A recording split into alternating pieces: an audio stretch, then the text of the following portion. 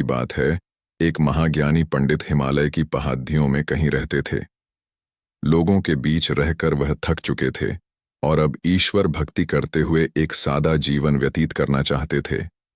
लेकिन उनकी प्रसिद्धि इतनी थी कि लोग दुर्गम पहाड़ियों, सकरे रास्तों, नदी झरनों को पार करके भी उससे मिलना चाहते थे।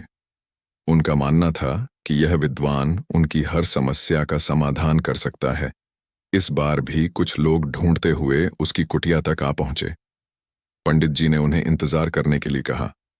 3 दिन बीत गए। अब और भी कई लोग वहां पहुंच गए। जब लोगों के लिए जगह कम पड़ने लगी, तब पंडित जी बोले, आज मैं आप सभी के प्रश्नों का उत्तर दूंगा, पर आपको वचन देना होगा कि यहां से जाने के बाद आप किसी और से इस स्थान के बारे में नहीं बताएंगे, ताकि आज के बाद मैं एकांत में रहकर अपनी साधना कर सकूं।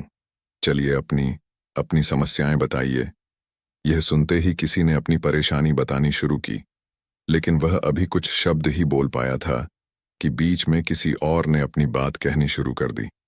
सभी जानते थे कि आज के बाद उन्हें कभी पंडित जी से बात करने का मौका नहीं मिलेगा, इसलिए वे सब जल्दी से जल्दी अपनी बात रखना चाहते थे। कुछ ही देर में वहां का दृश्य मछली बाजार जैसा हो गया और अंततः पंडित जी को चीख कर बोलना, पड्ढा, कृपया शांत हो जाइए। अपनी अपनी समस्या एक पर्चे पे लिखकर मुझे दीजिए। सभी ने अपनी अपनी समस्याएं लिखकर आगे बढ़ा दी।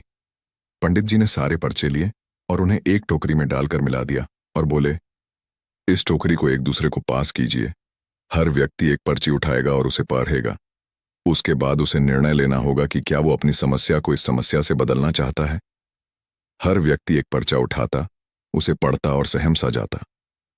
एक एक करके सभी ने पर्चियां देख ली, पर कोई भी अपनी समस्या के बदले किसी और की समस्या लेने को तैयार नहीं हुआ।